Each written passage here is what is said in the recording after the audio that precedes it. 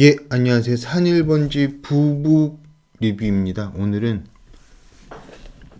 시리아 철수, 트럼프는 왜? 시리아 철수, 트럼프는 왜? 이 제목으로 해가지고요.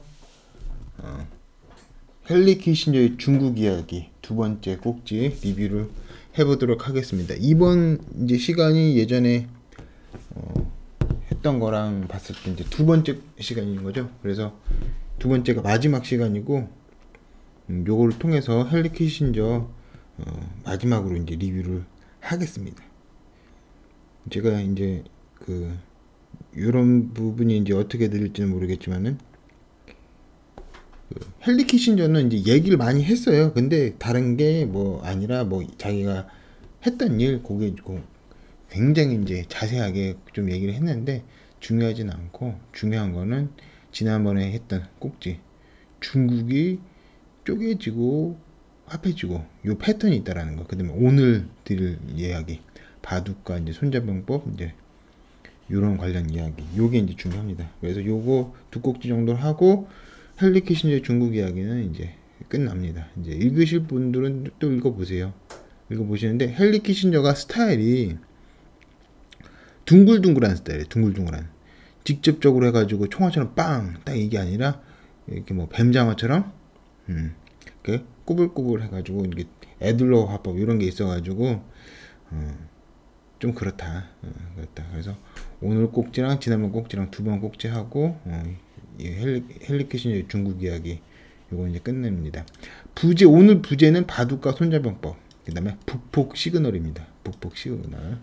다 재미있는 이야기가 될 거라고 생각이 듭니다. 좋아요와 구독하기 팍팍 눌러 주십시오. 체스와 바둑, 처음에 이거 딱 읽을 때 헨리 키신저가 기선제압을 하는 거죠. 일종의 바둑과 체스를 비교하면서 동양의 관점과 서양의 관점을 막 얘기를 합니다. 그래서 홀딱 빠져버려요. 야, 그래서 이래서 키신저구나 이런 생각도 듭니다. 하지만 그 동양에는, 그러니까 이 사람은 이렇게 한 거예요. 동양은 바둑, 서양은 체스 이렇게 둔 거예요. 근데 체스랑 똑같은 게 장기가 있죠. 장기가 있죠. 그래서 그렇게 딱 이분으로 이제 나누지 않는데, 나눌 수는 없는데 최대한 착하게 바라보자. 선회해 보면은 그래도 뭐 서양에는 이제 바둑이 없으니까 그 동양의 어떤 특징으로 이제 바둑을 생각해 볼 수 있으니까, 동양에는 그래 장기 있지만은 서양이 바둑이 없으니까 동양은 바둑, 서양은 뭐 체스 이렇게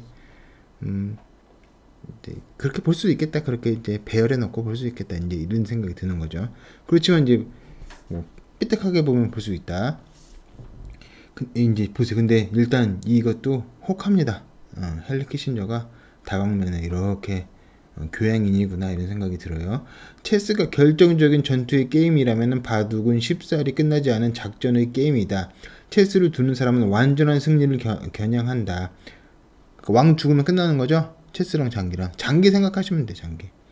바둑을 두는 사람은 비교 우위를 추구한다. 체스에서는 모든 말이 항상 펼쳐져 있어서 상대방이 무엇을 할 수 있는지가 언제나 훤히 눈앞에 보인다. 반면인 거죠. 바둑이랑 계속 비교를 하는 거예요. 그러면서 체스는 서양적인 거, 바둑은 동양적인 거, 여기서는 중국적인 거 얘기하는 거예요. 체스는 미국적인 거. 그러니까 이런 관점의 차이 때문에 6.25에서 서로 오해해가지고 중국과 미국이 부딪혔다. 이제 이런 거죠. 그러면서 이제 키신저는 우리가 그때 싸웠지만은 이제 좀 잘해보자 이런 거죠.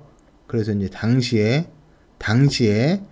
소련을 같이 편먹고 견제하자 이렇게 갔던 거죠. 지금은 완전 반대죠. 지금은 트럼프가 러시아에게 추파를 던지고 있다. 그래서 시리아 철수 요 이야기 할 때 또 이제 이야기를 드리겠습니다. 바둑을 두는 사람은 판 위의 돌을 살펴봐야 할 뿐 아니라 상대방이 전개할 수 있는 강화 또는 증강의 가능성도 살펴봐야 한다. 보통 장기판의 중심을 얻기 위한 투쟁으로 시작되는 체스는 카를 폰 클라우제비치에게 힘의 중심과 결정적 지점이라는 개념을 가르쳐 주었다. 그러니까 서양은 체스라는 거예요. 클라우제비치 체스 스타일이라는 거예요. 반면 바둑은 전략적 포위라는 기술을 가르친다. 그래서 능숙한 체스 플레이어가 일련의 정면 충돌을 통해 적의 말을 제거하려는 목적을 가진다면은 재주 좋은 바둑 플레이어는 판에 비어있는 곳을 향해 움직이면서 상대방의 돌이 지닌 전략적 잠재력을 서서히 줄여간다. 이렇게 돼 있어요. 그래서 막 바둑이랑 이렇게 막 체스랑 비교해가지고 막 국가 전략도 막 그렇게 차이가 있나 보네. 이러면서 홀리죠. 사람을 홀리죠. 이제 키신저가 이렇게 홀립니다. 그 다음에 무참한 사륙에 대한 중국의 대응 방식. 그러면서 중국 관련 서적을 읽으면서 느낄 수 있는 부분은 뭐냐면 중국이 대량 학살을 굉장히 염려한다. 원심력에 대한 두려움이 중국에 있다. 이런 걸 느낍니다. 그래서 거의 원심력에 대한 두려움 때문에 모든 행보가 이제 그렇게 있는 거 아닌가라는 생각이 들 정도로 다 그거로 설명을 할 수 있어요. 예전에 후배가 그러더라고요. 깔때기 이론이라는 거. 깔때기 이론. 그 무슨 깔때기 이론이냐 이러니까 자기가 뭐 프로이드 이런 걸 읽었다라는 거예요. 심리학 책을. 근데 그 프로이드가 뭐 성 이런 걸로 해가지고 다 그걸로 설명하잖아요. 프로이드는 다 그걸로 설명하잖아요. 꿈도 막 다 그런 거, 욕구불만 이런 걸로 설명하잖아요. 그러니까 뭐든지 다 그걸로 설명을 하는 거야. 성으로, 프로이드는. 근데 좀 말이 되니까, 설득력이 있으니까 그걸 이론으로 쳐주고 그래 일리가 있네 이렇게 얘기를 하잖아요. 중국의 원심력도 마찬가지다라는 생각을 저도 해봅니다. 뭔 소리냐? 중국의 태도, 중국이 하는 행위, 행보 같은 거를 곰곰이 바라보게 된다면 보면은 원심력에 대한 불안감이 이제 굉장히 커요. 쪼개지고 거기서 대량 학살이 일어나고. 그럼 왜 한국이나 뭐 일본이라는 안 그러냐? 왜 안 그러냐? 보면은 한국이나 이제 일본은 산이 많다. 대량을 학살하려고 하면은 말 타고 쭉 가서 쭉 죽여야 되잖아요. 근데 산이 있어요. 산 올라가야 돼. 그게 잘 안 된다. 대량 학살이. 그래서 한국에는 그거에 대한 이제 그게 적어요. 적다. 그럼 대량 학살에 대한 두려움이 이제 별로 없어요. 평야 지역은 좀 있을지언정 그게 적다. 이렇게 말씀드릴 수 있을 것 같아요. 그래서 말씀드리려고 하는 거는 뭐냐면은 중국은 다른 게 아니라 대량 학살을 두려워한다. 그리고 대량 학살의 직접적인 원인이라고 할 수 있는 원심력을 두려워한다. 그러니까 원심력. 밖으로 뻗어나가는 거, 쪼개지는 거. 그래서 다민족이 돼버리는 거.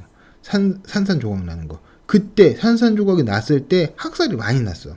그러니까 그거를 이제 서로 이제 비슷하게 보면서 이제 싫어하는 거예요, 다. 그래서 뭐 시진핑이 뭘 하든 뭐 중화 제국주의 뭐 이거 주장을 하든 그런 것도 다 원심력의 불안감으로 설명할 수 있지 않나 이런 생각을 해봅니다. 확실히 다른 게 있어요. 중국인은 한국인이랑 다른 게 있어요. 다른 게 있어. 그 이해할 수 없고 좀 거리감이 있는 게 확실히 있어요. 행동이 그냥 이해가 안 돼. 그래서 그 이론의 기반이 확립된 것은 서로 반목하는 왕국들의 무제비한 투쟁이 중국인들을 말살하고 있던 격동의 시대였다. 그러니까 왕국이 많아지고 쪼개져서 많아지면은 중국인들이 말살하고 학살당한다는 거예요. 이게. 그래서 이런 시대 때 이론도 이제 막 만들어졌다는 거예요. 그게 손자병법이라는 이야기예요. 이 무참한 사륙에 대응하고 거기서 승자로 태어나기 위해서 중국의 사상가들은 심리적 우위, 그러니까 뭐라고 할까요? 뻥카를 많이 친다는 거예요. 뻥카 뭐냐면 카드 게임을 하는데 내가 막 별로 들고 있는 건 별로 없는데 기를 죽이는 거예요. 막 엄청나게 좋은 패를 들고 있는 것처럼. 그리고 기만하는 거죠. 어떻게 보면은 그런 거를 잘한다. 이제 이렇게 쓰는 거예요. 심리적 우위를 통한 승리에 가산점을 주면서 직접적 분쟁을 피하라고 가르친 전략적 사고를 만들어낸 것이다. 예전에 지금 분들은 모르겠지만 예전에 좀만 제 세대에서 한 세대 위만 해도 당나라 군대라는 얘기가 있었어요. 당나라 군대. 그러니까 오합지졸 보고 당나라 군대라고 하는 거야. 그러니까 군대 이거에서 있어서 중국이 원래 약한가 봐요, 좀. 그걸 이제 인식을 하고 당나라 군대라는 말을 만든 게 아닐까요? 그렇게 생각이 들죠. 그래서 군대 자체가 약하니까 다른 걸로 막 세 보이게 하려고 하는 거야. 심리적 우위라든가 뭐 황제 뭐 이런 시스템 같은 거, 조공 그런 거 바치는 거. 그러면서 직접적 분쟁을 피한다. 그래서 약한 것 같아. 전쟁하는 거 있어서 중국이. 이러한 전통의 중심에 서 있는 사람이 바로 유명한 손자병법의 저자인 손자이다. 그래서 손자병법은 이거에 대한 반성이라는 거예요. 나라가 중국 내부가 쪼개져서 서로 죽이고 죽이는 게임, 그거에 대한 반성으로서 손자병법이 나왔다. 그러면 뭐예요? 다시 한번 확인할 수 있는 게 중국은 원심력을 두려워한다. 요거 이제 확인하셨으면 좋겠습니다. 손자병법 전력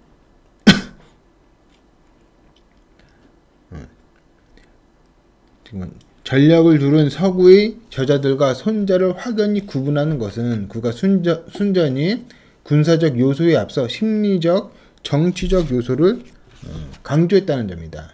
유럽의 위대한 군사 이론가 카를 폰 클라우제비츠라든가 앙투앙 앙리 조미니는 전략을 그 자체로 중요한 행위이며 정치와는 별개인 것으로 취급을 했다.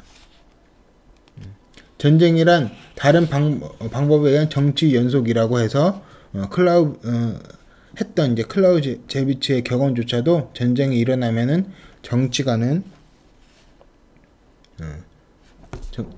새롭고 전혀 다른 국면으로 접어든다는 것을 이제 암시를 한다. 그러니까 그 서양에서는 정치랑 전쟁이랑 다르다라는 거야. 다르다. 그렇지만은 이제 그 동양에서 이제 손자병법에서는 이제 비슷한 거다. 그런 식으로 이제 이야기를 하고 있는 거죠. 요거는 이제 다른. 그래서 하지만 손자는 이 두 개의 장을 하나로 융합을 한다. 그러니까 전쟁이랑 정치랑을 융합을 한다라는 거예요. 서구의 전략이 결정적인 지점에서 우월한 세력을 결집시키는 방법에 천착한다면은 손자는 정치적 심리적으로 압도하는 입지를 구축하는 방법, 그리하여 분쟁의 결과가 훤히 보이는 방법을 다룬다. 그러니까 안 싸워도 이렇게 하면 이기잖아. 이런 걸 이제 추구한다라는 거예요. 서구는 어떤 지점에서 팍 이기면서 승리하는 거, 그런 걸 추구를 하고 그게 차이가 있다라는 거예요. 그러면은 서구의 전략은 체스, 그다음에 그 손자의 전략은 이제 좀 바둑 비슷하다. 정치적 심리적으로 주변에서 펑펑 그 바둑 두듯이 둬가지고 압도해가지고 이기는 거. 요런 거는 한국 정치에서도 많이 볼 수 있는 부분인 것 같아요. 이런 부분도. 서구의 전략가들이 전투에서의 승리를 기준으로 자신들의 금원을 시험하는 반면에 손자는 전투라는 게 불필요해지는 승리에 의해서 이를 시험한다. 그러니까 내가 엄청 세 보이지? 그러니까 안 까불 거지? 이런 거. 요걸 추구한다는 거예요. 그걸 가장 좋아한다는 거예요, 손자는.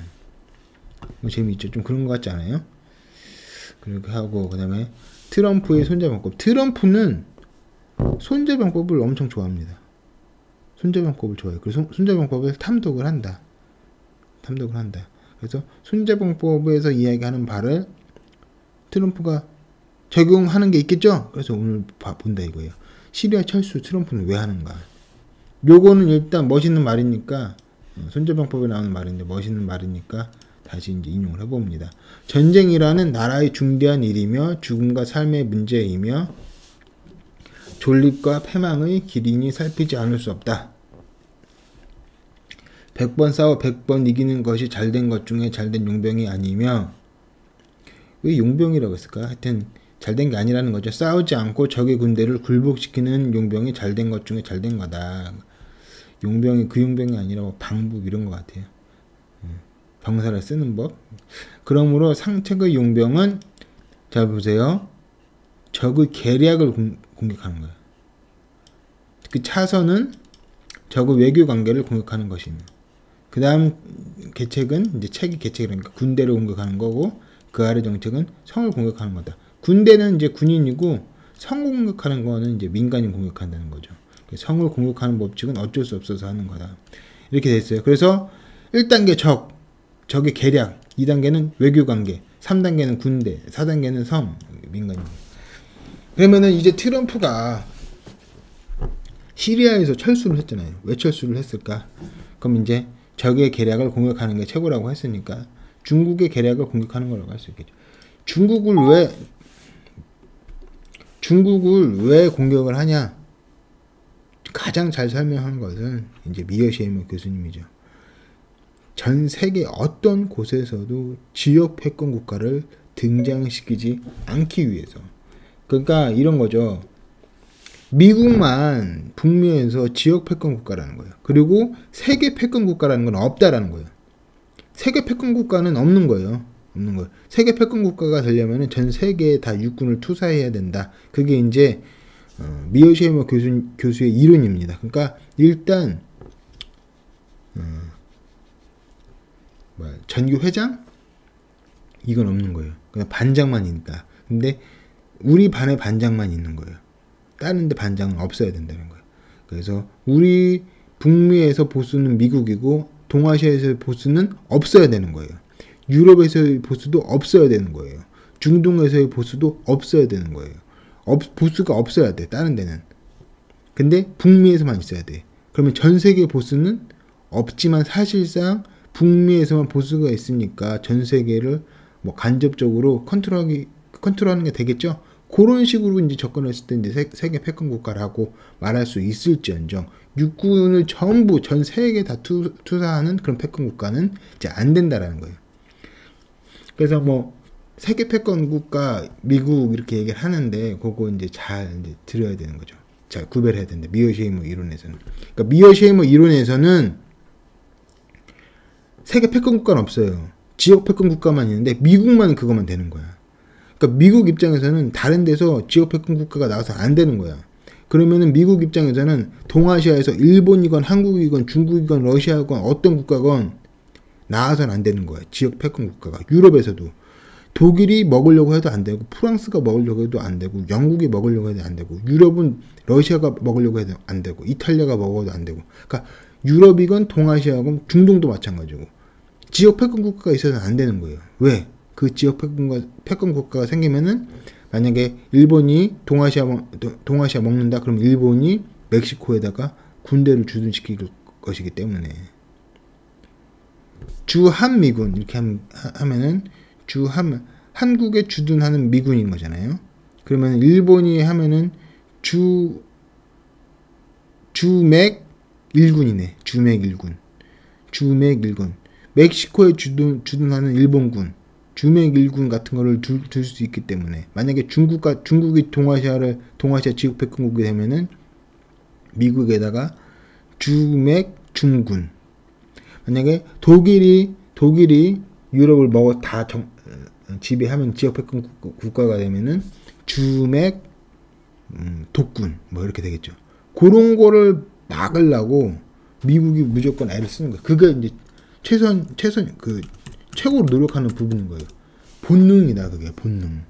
그래서 트럼프도 그 시스템으로 하는 거예요. 미친 게 아니라.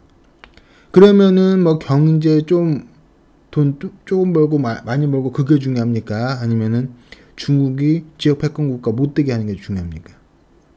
지역 패권 국가 못 되게 하는 게 중요한 거예요. 미국이 손해를 보더라도 중국이 더 큰 손해를 보고 지역 패권 국가 못 되면 미국은 거뜬히 손해를 봅니다. 손해를 보는데도 내가 뭔가 이익이 있으니까 전쟁을 하는 거 아니에요. 사람들 그 재산상 나는데 왜 전쟁을 해요? 그 이익이 있으니까 하잖아요. 그러니까 그런 것처럼 미국이 뭐 관세해가지고 손해 난다, 무의미하다, 부차적이다 이렇게 말씀드릴 수 있겠습니다. 이게 되시죠? 그러면 중국의 계책은 뭐냐면은 1대1로죠. 뭐 중국 계책 1대1로고 1대1로는 간단히 말해서 석유 루트. 이렇게 해상 루트로 해가지고 기름 들여오는 거, 그 목줄을 다 미국이 쥐고 있지? 내가 그거 회피해야지. 그게 1대1로예요. 그게 1대1로다. 그리고 해상 교역로는 다 미국이 주고 있지? 에이, 그거 안 해. 난 반해상 교역 할 거야. 이게 바로 1대1로입니다. 이게 중국의 계책이에요. 이게 뭔 소리예요, 그러면? 미국이랑 맞짱 뜨겠다는 거죠? 그래서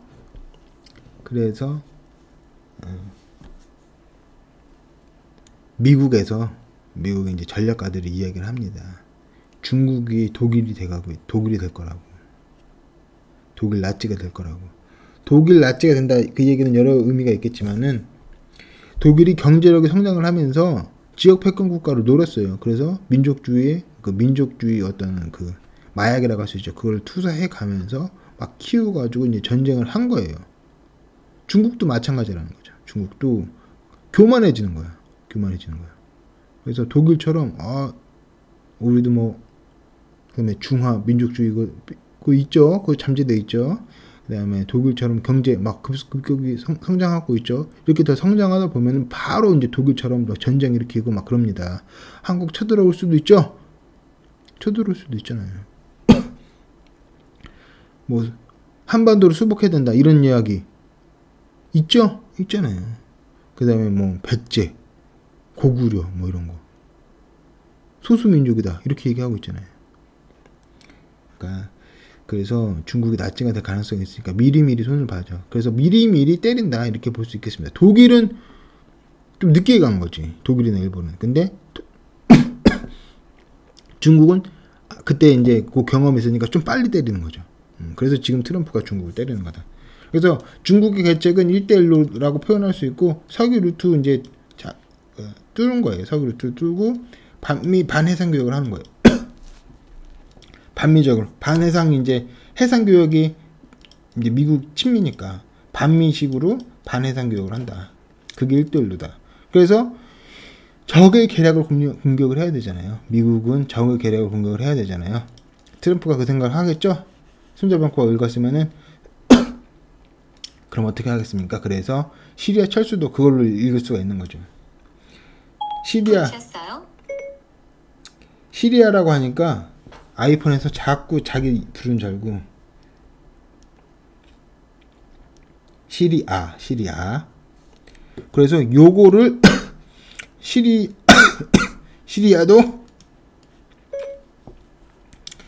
시리아도 간단히 말해서 석유 루트 요거를 이제 파괴하는 거예요. 파괴한다. 개판으로 만든다. 그 동네를. 그러면은 석유 길목이 다 끊기고 그러게 되겠죠? 그럼 이거 1대1로 중국의 계책을 이제 회방하는 거죠. 적의 계략을 공격하는 거. 이게 된다. 그러면서 동시에 러시아한테 추파를 던지는 거죠. 그러면 적의 외교 관계를 공격하는 거. 같은 공산권이었잖아요. 공산권이었으니까 요거를 이제 러시아한테 추파를 던지면서 떼어내는 거예요. 에너지 가격이 이 석유 중동이 혼란스러워지면 러시아 석유 이게 에너지 가격이 비싸지잖아요. 그러면 러시아 입장에서는 러시아도 에너지 수출해서 먹고 살잖아요. 러시아 입장에서는 유리해지죠. 그러니까 시리아 철수로 1대1로 이 루트를 파괴하고 그다음에 외교 관계로서 러시아한테 추파를 던진다. 그래서 미국의 뭐 외교 관계 공격하는 것도 그러니까 그러니까 시리아 철수하는 거는 시리아 철수가 중국의 계책인 1대1로를 파괴하는 거면서 동시에 외교 관계를 공격하는 거라고 할 수 있다는 거죠. 러시아한테 추파를 던져서 우리 같이 중국 공격할래 이렇게 하는 거죠. 그리고 최근에는 북한 떼어놓기 막 열심히 하고 있죠. 이건 열심히 할 거라고 봅니다. 계속해서. 기분이 근데 나쁘죠. 응?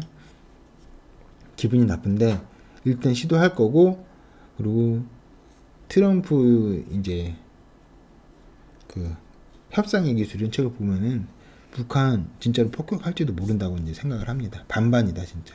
떼어놓거나 아니면 폭격을 해버리거나. 그다음에 러시아한테 추파를 던져서 러시아랑 같이 중국 견제하자 이렇게 얘기를 하면서 전이게 나갈 거라고 이제 보인다. 진짜 반반이 그런 게 있거든요.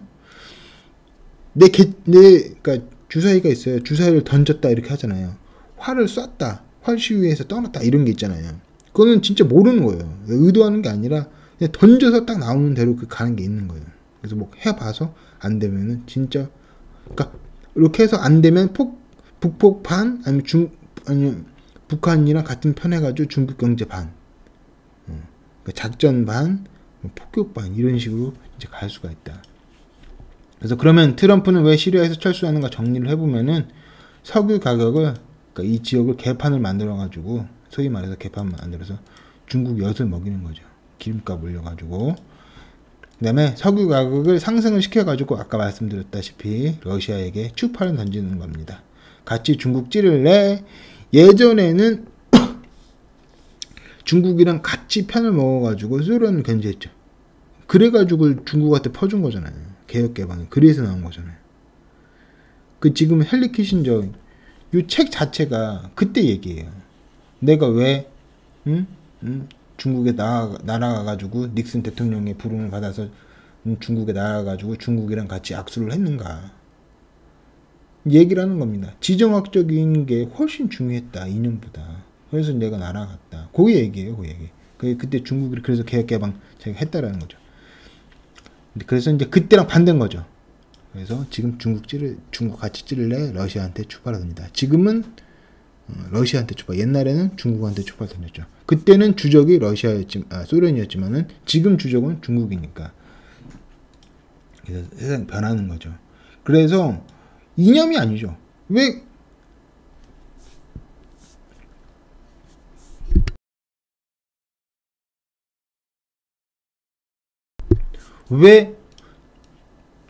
그 소련 공격할 때 왜 중공이랑 공산당이 왜 같이 손잡아?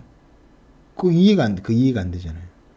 지금은 왜 또 이제 러시아랑 같은 편을 하려고 그래? 이해가 안 되잖아요. 근데 현실주의로 이해해야 된다. 현실주의로. 이 아시아에서 또는 이제 소련 같은 경우는 이제 유럽도 되죠.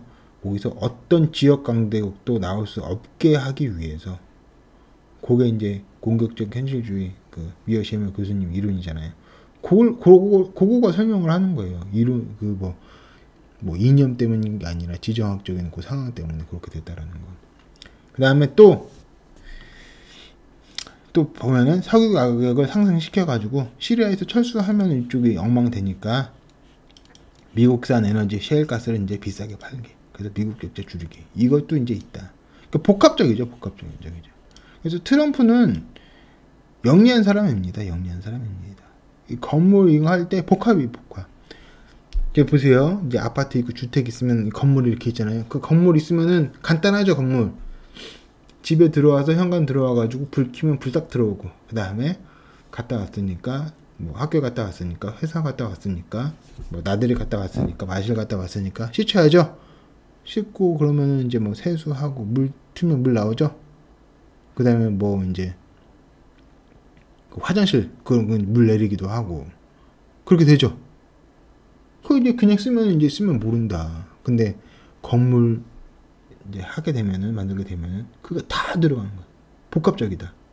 전기 선이 다 있어요. 지금 건물 속에 다 이렇게 들어박혀 있어요. 전선이. 그리고 상수도도 그 다 연결이 돼 있는 거예요. 지금 땅속으로 해가지고 아파트면 아파트 거기까지 다 연결이 돼 있다.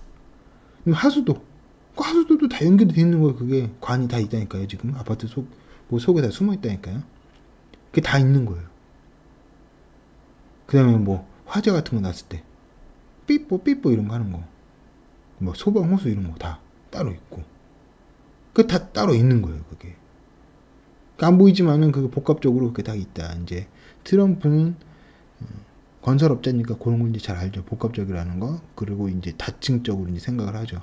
그래서 시리아에서 철수하는가? 그냥 심심하니까 돈 아끼려고 하나 보다. 이런 것도 있지만 이렇게 여러 가지가 이제 있다라는 거예요. 그다음에 또 요거까지 저는 이제 생각을 한다라고 감히 유추해 봅니다. 감히 생각해 봅니다. 이스라엘 여보세요? 미 시리아 철군 발표 일주일 만에 이스라엘 시리아 공습. 지금 이스라엘이 불안해가지고 이렇게 한 거예요. 그러니까 이걸 보면은 뭐야? 이제 이렇게 봐서 일단 개판 만드는 거예요. 그럼 지금 개판 돼가고 있는 거예요. 그럼 석유 가격 오르는 거예요. 그러면은 러시아한테 유리하고 미국도 유리한 거예요. 미국산 셰일가스 이제 비싸게 팔 수 있다. 그래서 요거 석유 가격 개판 만들면 중국은 안 좋고 러시아한테 좋고 미국한테 좋고. 그리고 잘 보세요. 요거는 그러니까 이스라엘이랑 친하잖아요. 그러니까 이스라엘 니네 사정 상관없어. 그냥 내 마음대로 가는 거야. 그럼 이건 뭘로 암시하냐? 이스라엘 상황, 트럼프, 난 몰라, 니네들이 알아서 해. 이렇게 한다는 거잖아요. 한 거잖아요, 이렇게. 그래서 이스라엘 불안해가지고 시리아를 공격해버렸어요. 한국, 그래서 이제 불안하게 하시는 분들 있죠. 한국, 몰라. 이거 이제, 이스라엘도 모르는데 한국은 알겠습니까? 트럼프가? 그러니까 한국도 모른다라는 거예요. 니네, 뭐, 북한한테 핵공격 당하든 말든. 그럴 수가 있는 거예요. 그럼 뭐예요? 당하든 말든 북폭할 수 있다는 거예요. 북폭할 수 있다는 거. 보세요. 제가 매여 있으면은 내가 트럼프가 북폭을 할 때 내가 한국을 너무 소중하게 생각하고 아끼고 사랑하고 매여 있으면은 북폭할 수가 있어요? 없어요? 없죠. 북한이 공격하는데 한국한테. 그래서 한국을 너무 사랑하면은 북폭을 할 수가 없습니다. 근데 한국을 사랑하지 않으면은 북폭을 하기가 쉽죠. 근데 이스라엘도 이렇게 찬밥이야. 그럼 한국은 당연히 찬밥인 거죠. 마음속의 어떤 수준에서, 레벨 수준에서. 그럼 북폭하기가 편한 거죠. 그래서 북폭할 수 있다라는 얘기를 하는 거예요. 이런 식으로 돌려서. 이해가 되세요? 매여 있지 않으니까. 이스라엘도 이스라엘 어떤 안전에도 매여 있지 않고 한국도 모르는 거예요. 이스라엘도 이 정도로 생각을 하니까 한국은 더 그런 거죠. 그리고 나서 북폭 할 수 있다를 간접적으로 이제 암시를 한다. 이렇게 해서 북폭을 할 수도 있고 반반 북폭을 할 수도 있고 빨리 나와. 김정은한테 빨리 나와.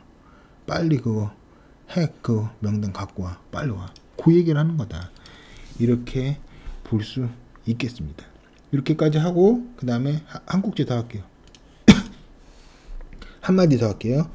이홍장의 친미 해찬. 이홍장이 친미를 하라고 100년 전에 벌써 이야기를 했어요. 대단하지 않습니까? 근데 여기서 이승만과 또 차이가 있는 거예요. 그래서 이승만 대통령도 대단하신 분이죠. 그래서 연구를 할 필요가 있는데 요것과 비교해서 연구를 해보면 재밌을 것 같아요. 외세의 탐욕이 이홍장 얘기예요. 이홍장 당시 이제 한국 어려울 때 외세의 탐욕이 자신들을 괴롭히고 있음을 조선이 깨닫자 이홍장은 조선의 통치자들이 중국의 경험에서 교훈을 얻으라고 충고했다. 이의제의 하라는 거예요. 즉 잠재적인 침략자들을 오히려 초청함으로써 그들 사이 경쟁을 부추기라는 것이었다. 조선의 한 고위 관리에게 보낸 1879년의 사찰에서 이홍장은 조선이 지리적으로 멀리 떨어진 오랑캐 특히 미국에게 지원을 요청하라고 조언했다. 그러니까 원교 근공이 정답이다. 미국은 멀리 떨어져 있잖아요. 그 친미가 그래도 정답인 거예요. 친미가. 한국이 북한만 보니까 미국이 북한 공격하려고 있다. 그럼 북한만 보니까 그렇지. 북한만. 중국은 그럼 어떻게 할래? 중국은 어떻게? 북한을 지켜주기 위해서 오히려 미국이 필요한 거예요. 북한을 지켜주려고. 북한 땅을 지키려면 미국이 있어야 돼요. 중국은 어떻게 할 건데? 그죠? 그 다음에 일본 또 침략하면 어떡해요? 독도 침략하면 어떡해요? 그래서 또 필요한 게 미국인 거예요. 러시아도 있고, 응? 중국도 있고, 일본도 있고. 그러니까 거기서 균형을 주려면 어떻게 되냐? 미국밖에 없는 거예요. 미국은 대신 또 그 영토 야심도 적잖아요. 없잖아요. 멀리 떨어져 있으니까. 러시아도 가깝고, 일본도 가깝고. 일본은 바다 건너 있는데도 그렇게 했고. 당연히 그러면 뭐 중국은 뭐 수복해야 된다는 얘기도 하고, 러시아도 뭐 땅으로 붙어 있고. 그러니까 미국인 거예요. 그래서 친미인 거예요. 그래서 친미. 뭐 북한만 생각하는 게 아니라 좀 넓게 보라.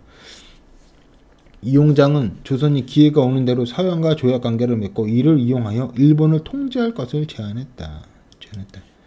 그래서 미요시에마 교수님도 책에서 보니까 구한 말에 조선 외교가 괜찮았다고 이야기를 하더라고요. 괜찮았다. 좀 거리감이 있죠. 거리감이 있는데 여기도 좀 그런 식의 어떤 암시를 좀 받습니다. 생각 더 해봐야 돼요. 연구를 해야 돼요. 그와 동시에 서구와의 교역은 아편이나 기독교 같은 인간을 부패시키는 영향력도 함께 가져올 것이며, 저는 이제 기독교니까 이게 걸리죠. 걸리는데 이게 이제 이홍장이랑 이승만이랑 차이점이에요. 친미는 똑같아. 미국 이용하라는 거. 근데 이홍장은 기독교를 이제 비판을 하는데 이승만은 기독교를 중심으로 이제 두잖아요. 기독교가 한국에서는 기독교가 차별화 요소일 수가 있죠. 일본에 대해서 또 이제 중국에 대해서. 서구 열강의 유일한 목적이 조선과의 교역임에 반하여 일본과 러시아는 영토 확장을 추구할 거다. 자기는 뺐죠. 이제 중국은 뺐지만은 중국도 여기 들어가는 거죠. 뭐 일본은 바다 건너서도 영토 확장을 추구하는데 중국은 뭐 하물며 중국은 땅까지 붙어 있는데 러시아도 마찬가지고. 그래서 일본, 러시아 이런 그다음에 중국 견제하기 위해서는 미국이 필요하다라고 이제 이홍장이 이야기를 했다는 거예요. 100년 전에 벌써.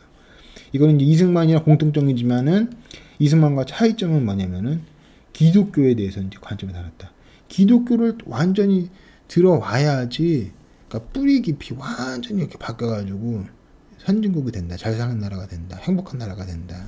이렇게 이승만 대통령은 생각하셨던 것 같아요. 그래서 기도를 세웠죠. 대한민국이 기도로 세웠어요. 기도로. 당시에 이제 국회의원들이 이제 장로님, 목사님 이런 분들 많아가지고 기도를 세웠어요. 실제로 기도를 세웠습니다. 기도를 해가지고 하나님 감사합니다 이러면서 대한민국 건국을 했어요. 그래서 싫어하나봐. 586 좌파들이 뭐 극단적인 그 세력 있잖아요. 586 좌파 그분들이 기독교를 그래서 싫어하는 것 같아요. 그래서 기독교 괴롭히려고 막 그것도 하는 것 같아요. 막 동성애 그걸로 해가지고 또 이제 막 함정에 빠뜨리려고 그런 생각도 이제 해봅니다. 그래서 정리를 해보면은 이홍장이 친미를 하라고 했다. 100년 전 넘게 전에. 그 다음에 트럼프는 왜 시리아에서 철수하는가? 석유 가격을 개판으로 혼란 만들어가지고 중국한테는 엿을 먹이고 러시아나 미국한테는 이익을 주게 하고 러시아는 우리 같은 편 하자 이런 거 하는 거고. 그 다음에 이스라엘에 대한 어떤 냉담함을 보여서 한국에 대한 냉담함까지 암시를 해가지고 폭격할 수도 있다. 한국 공격당하는 거 신경 안 써. 이런 식으로 갈 수가 있다. 그 다음에 그래서 이렇게 태도를 가니까 그래서 김정은이 나올 수가 있는 거예요. 트럼프의 손자병법 해서 트럼프가 이제 1대1로를 파괴를 한다. 시리아 철수로 석유루트를 파괴하고 러시아한테 추파를 던지고 요거는 적의 외교 관계를 공격하는 거다. 북한 떼어놓기도 중국으로부터 북한을 떼어내려고 하는 거다. 그 다음에 손자병법의 손자는 바둑 스타일이다. 체스 스타일은 이제 서양이다. 그 다음에 중국은 무참한 사륙, 원심력에 대한 불안함을 이제 갖고 있다. 그 다음에 체스랑 바둑이랑 차이가 있다. 예. 그렇지만은 한국 장기가 있으니까 또 좀 이제 어폐가 있긴 있죠. 그래서 좀 그런 부분도 있다 이렇게 아시면 되겠습니다. 이렇게까지 하겠습니다. 저희 부북 리뷰는 시청자 여러분들이 정신적으로나 물질적으로나 부자가 되기를 기원합니다. 이렇게 이제 중국 이야기를 드리는 거는 이제 중국이 이제 경제 위기가 또 이제 온다라는 거, 그 과정에서 이제 그런 맥락에서도 이야기 드리는 거고, 트럼프가 이런 맥락에서 이제 육구와 관련해 가지고 좀 플레이를 하고 있다는 거 이렇게 보여드리려고 하는 차원이죠. 도움이 되셨으면 좋겠습니다. 양질의 컨텐츠를 만드는 저희 부북 리뷰가 되겠습니다. 여기까지 하겠습니다. 감사합니다.